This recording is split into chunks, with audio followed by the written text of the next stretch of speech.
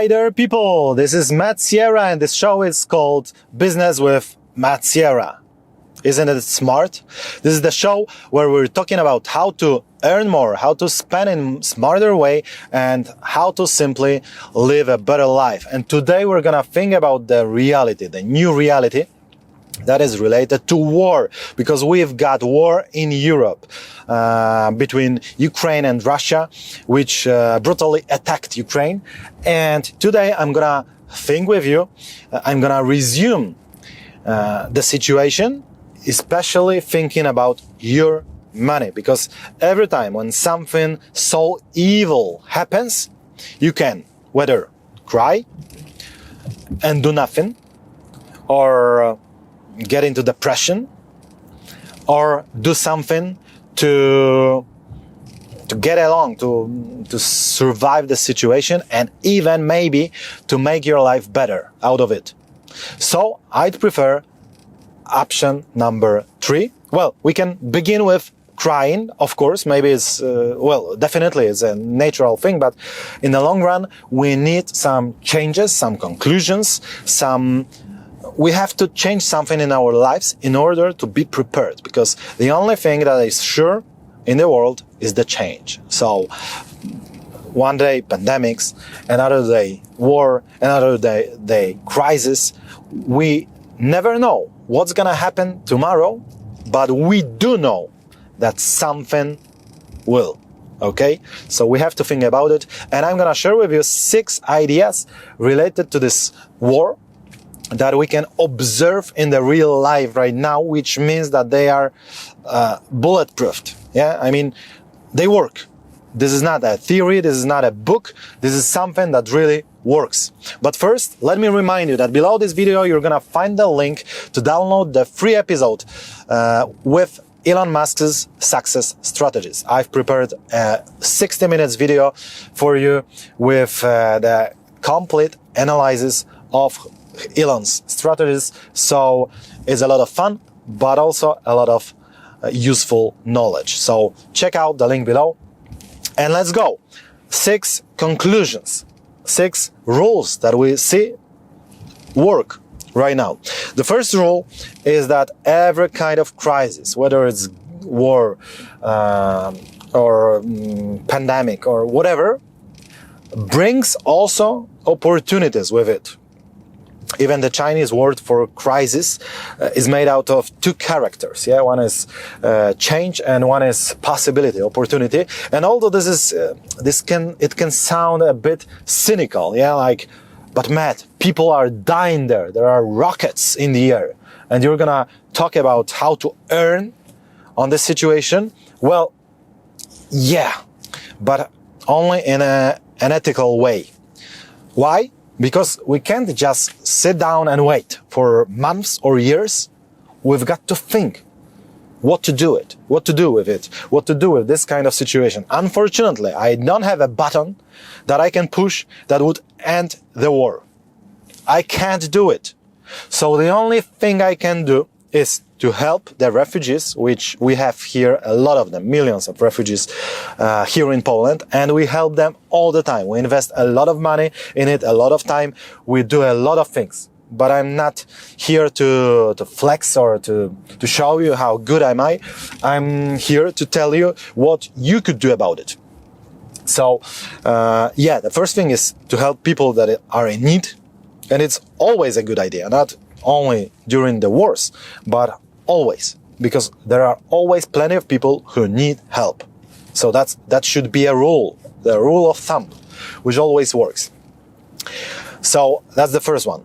The second one is that you would think that you should be prepared. It's a good idea to be prepared for tomorrow, for a crisis, for various scenarios. We never know. So we should think about it. And that's why the first rule of thumb is every time something bad happens, it also brings some opportunities. Some of them are unethical. For example, here in Poland, we've got a couple of guys who are pretending to be cab drivers, and they take some Ukrainian refugees from the frontier, and then after 8 kilometers, they tell them to pay, for example, $200. And those people are in the middle of the woods, in the middle of the forest, and they have to pay because they are in foreign country, they don't know what to do, and they pay. So this is, well, they've told me to stop cussing and saying bad words. So I'm not gonna say what I exactly think about it, but it's not something we wanna discuss here. What we do wanna discuss here is opportunities which are good for everyone. I mean, win-win deals. For example, my friend she has a school, and a couple of days ago, she opened the class for Ukrainian refugees. It's gonna be free, in the beginning at least, for them. But first, she hired a couple of Ukrainian teachers. So it's a win for those people who came here and wanna teach, because they were teachers in Ukraine. She will earn on it in the long run, because after sometime probably it's not gonna be free anymore, or she will add some secondary school. We'll see, but in the long run, she definitely will earn. So it's a win for her also. And it's a win for all those little kids who had to break with their education because one day they've woken up and they see the rockets instead of their school. Yeah, so such a tough situation. But at least right now, thanks to my friend, it will be easier for them to assimilate in a foreign country, because they will get classes in their native language. Although they are in a foreign country, they will attend Ukrainian classes. So it's a win-win-win. Every single part of this deal wins. So this is a good stuff, a good solution. Yeah, that wouldn't happen without it. So it means that as a side byproduct of bad events, it can happen also something good, some positive out of it, and we just have to stay alert to see those opportunities. Another friend opens a kindergarten for Ukrainian kids who speak only Ukrainian, and also the same story. He will hire Ukrainians and so on. I've got my Institute of Linguistics, and we already have prepared a Polish language course for them, but we gave it away for free for 1,000 people because we just thought that it was a right thing to do. But in the future, we can think about various different languages like English, for example, or Spanish, German, something that doesn't have to be free, because it's gonna be for those people who have already started living normally here in Poland, and in the future, they will want to have more capacities, more capabilities, more skills. Yeah. So it's not like fleeing from the war by learning German, but yeah, learning Polish is essential for them because they are here. But learning other languages in the future will be something that could be helpful, and it could be done normally. I mean, it could be sold.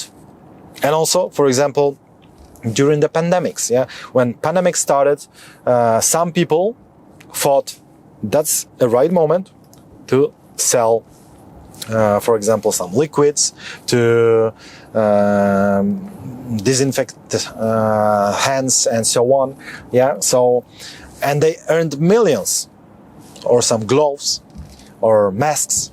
So, although it doesn't justify the situation, good that it had happened, because thanks to that I can earn money. No. It's just, unfortunately, it had happened, and we can't change it. But there are also opportunities, and why to ignore them? There's no single logical reason to ignore them. So that's the rule number one, because it always works this way. Always. Whatever the type of crisis that comes,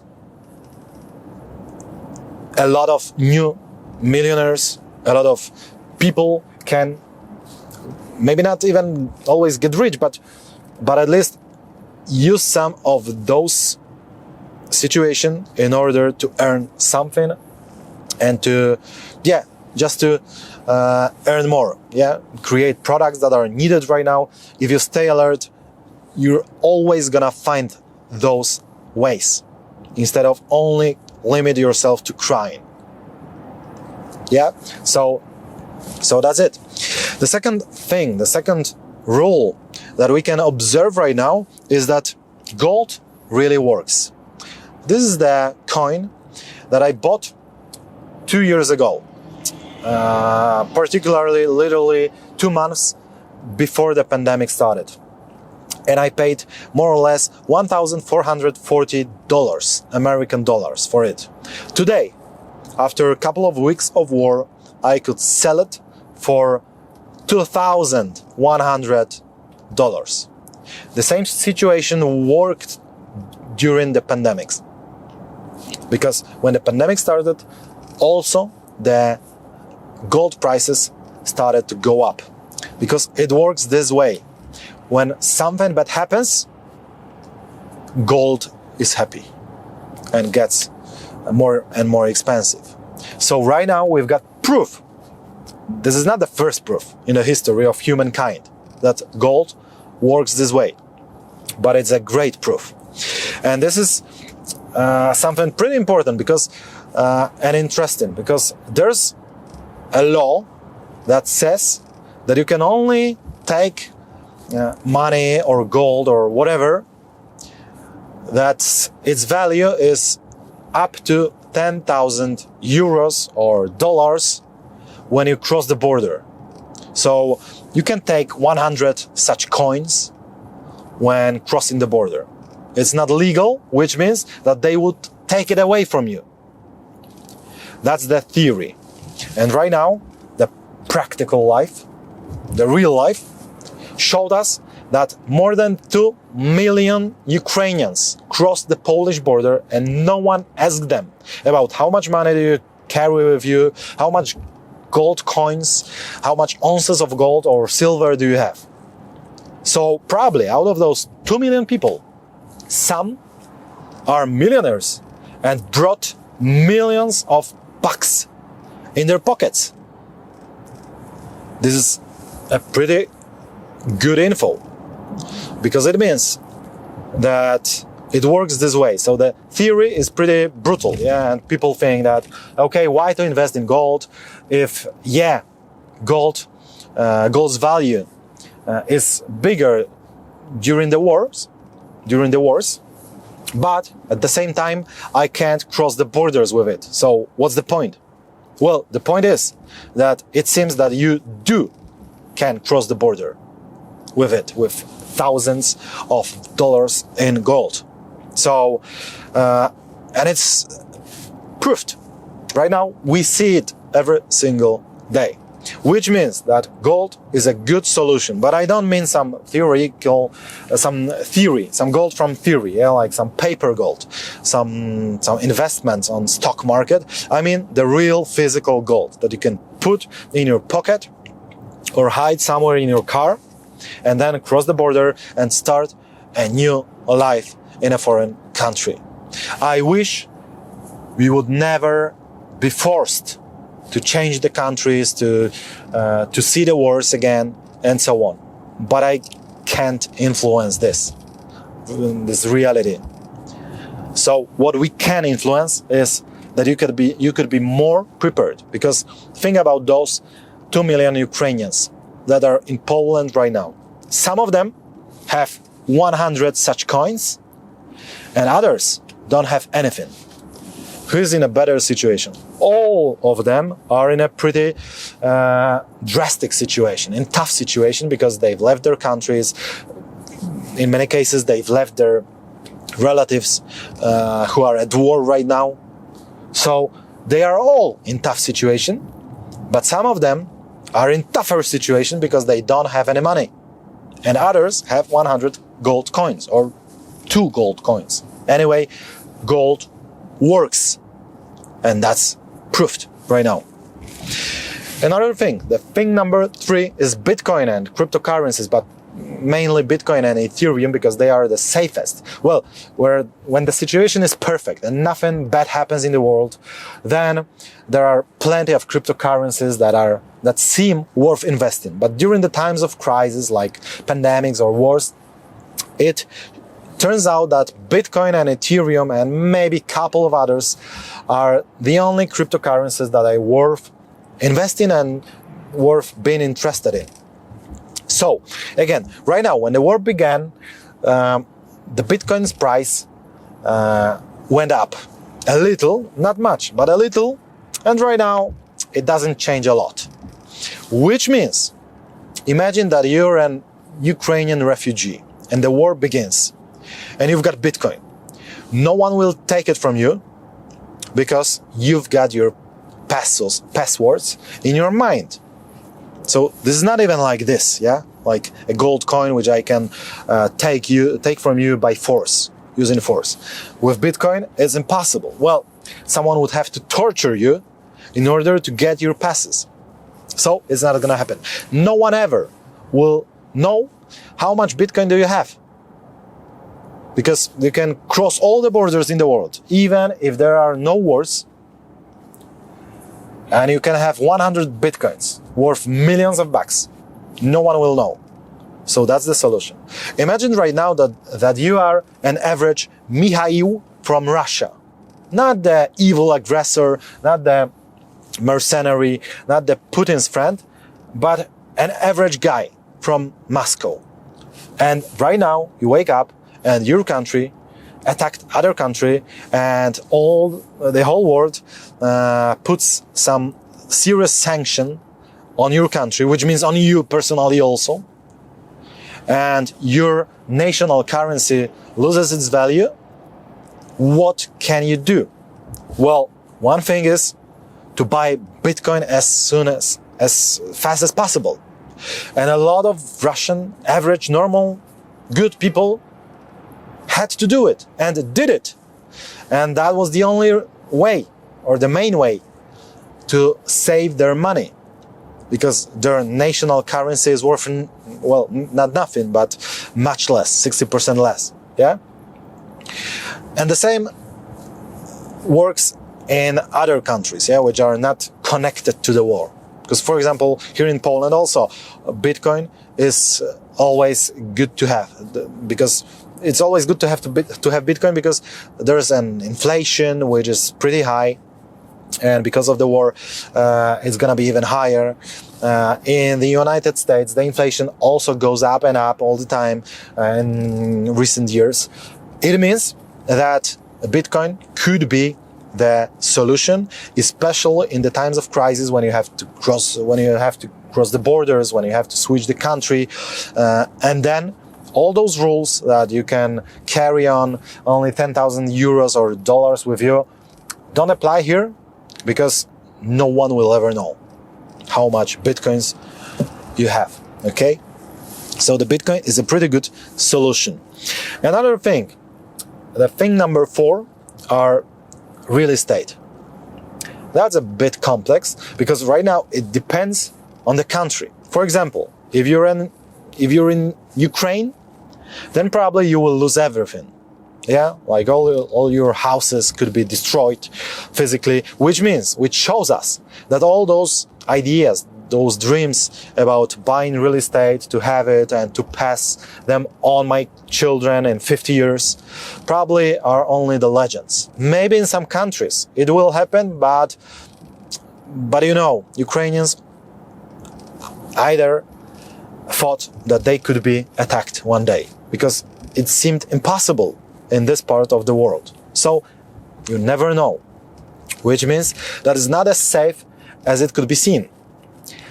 Right now, okay, so that's for a Ukrainian person. Right now, let's think about a Russian person, a Russian Mikhail, who bought his home 3 years ago. And right now, his interest rate is doubled, because the interest rate in Russia was 9.5 and right now it's 19, which means that his monthly payment increases almost by 2, Which means that many of those Mihails who didn't do anything bad, anything evil, and they are definitely against the war, but they can't say it publicly because they could be threatened in various ways. And they will lose their homes because they will not afford paying for them, for those monthly payments. Okay, so this is kind of a struggle. The same happens in other countries because, for example, here in Poland, the interest rate also is bigger right now. Maybe it's not as much bigger as in Russia, but it was 2.5%, and right now it's 3.25%, and we already know that it's gonna go up and up, which means that many people who bought real estate will sell them, lose them, whatever. So it means that it's not always worth buying houses using mortgage, because you could be screwed. Okay, so it could be problematic, especially if you are in a war zone. Then you could lose anything.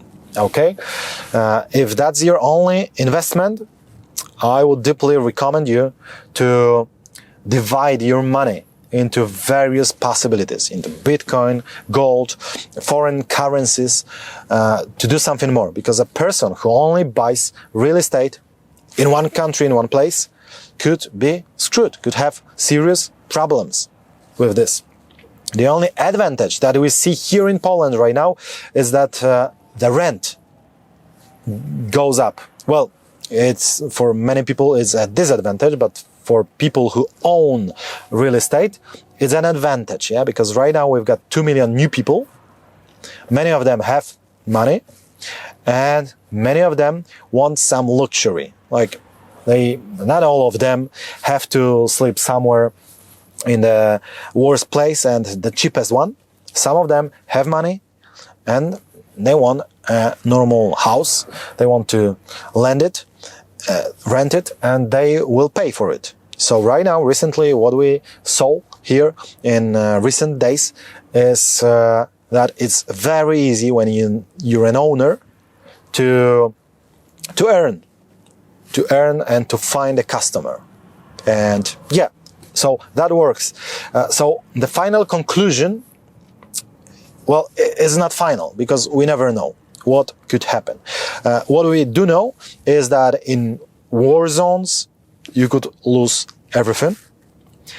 In different countries, when you buy real estate using credits, using mortgage, then you could also lose everything because your monthly payment could be increased so much that it could be too tough to pay it. But on the other hand, it's gonna be easier to earn from renting real estate in the country where a lot of new people come because they need a place to stay. So that's it. How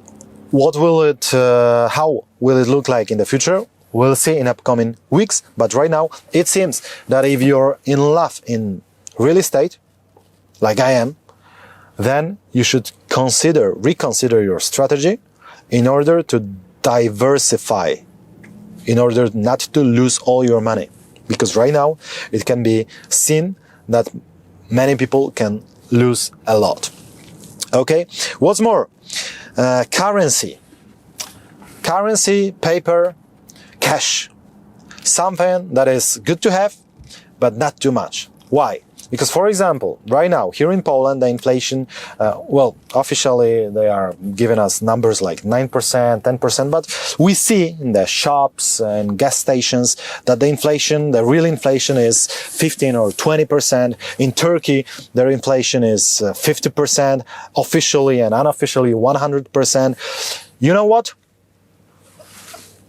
There are only a few things certain in life: death, taxes, but also the inflation.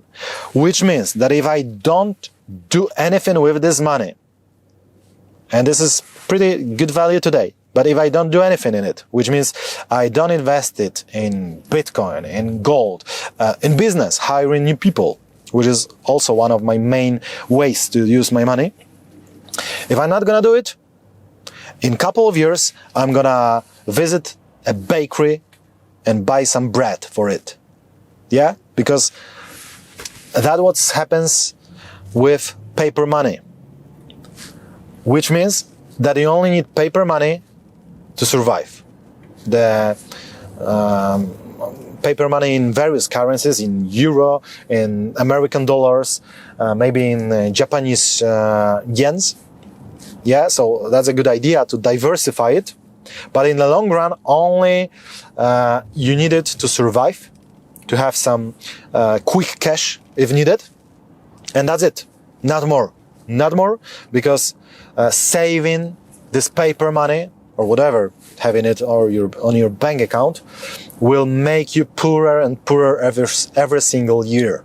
Okay? So you've got to avoid it, because you will lose 10% or 20 or 5% of your money every single year. Better try with something else, with business, real estate, even maybe gold, Bitcoin, whatever. Because having paper money is the guarantee of losses. And the ultimate thing is related to credits. And we see it right now, again, during the war, that people who use credits are screwed much more than people who don't use credits. Again, a person who bought his house in Kiev, in Ukraine, 15 years ago, using mortgage, paying monthly payments, right now loses everything, possibly. Well, we don't know yet, but possibly. Although he was paying regularly his payments for 15 years. And right now, what does he have out of it? A normal person in Ukraine, in Russia, in Poland, who uses credits, doesn't have a lot of savings in his bank account, which means that imagine this kind of person crossing the border. Imagine two Ukrainian guys, two Ukrainian refugees. The first, Dmitry, doesn't have anything because he had credits. So maybe you could say, okay, but at least he will lose his credits. He will lose his debt because his banks will not exist anymore. Well, if that comforts anyone, maybe, but probably if he used credits all the time, it means that he never saved money. So he crosses the border and he doesn't have money. Okay? He has something, but right now he needs a job, he needs a place to stay, and he doesn't have money. And the second Dmitry never uses credits, which means that he saves this money, and he crosses the border of a foreign country, and he's got some money. Who's in a better situation? It's pretty obvious. Imagine Mikhail from Moscow, who bought a new iPhone a couple of months ago. And right now, his interest rate is doubled and his national currency is worth nothing. So it probably means that he will say goodbye to his iPhone. Why? Because he's got stupid political leaders. That's it. But no matter the leaders, because the fact is that it can apply to every single country, that if you live using credits all the time, sooner or later something bad will happen and you will be screwed. That's it. When the times are good, everything seems to work. People buy new cars, new homes, and so on. But sooner or later something happens, and it will. That's not the last war, that was not the last pandemic, that's not gonna be the last crisis, which comes here really quickly. It will happen again and again and again. And then, mainly then, you see that people using credits are in much, much tougher situation, while people without any debt are at least calmer. Well, for Ukrainian refugees, they are all in tragic situation because they've got relatives in Ukraine who are at war. But at least they don't have any debts. and they have some money to start in a new country. Much better. So credits really are for losers, and don't waste your life using this evil tool, which can only destroy your life and make it much harder. That was all for today. I hope it can help you with your investment decisions for the future, with your, that it showed you some opportunities that there are always there, and that you could prepare yourself for all the crises that could come, and we know they will. Remember that below this video you will find a link to download the free episode about Elon Musk's success strategies. I deeply invite you to do it right now, and see you every single Thursday. Thanks a lot. That was Business with Matt Sierra. Hey you! Remember to subscribe this channel and download the free episode.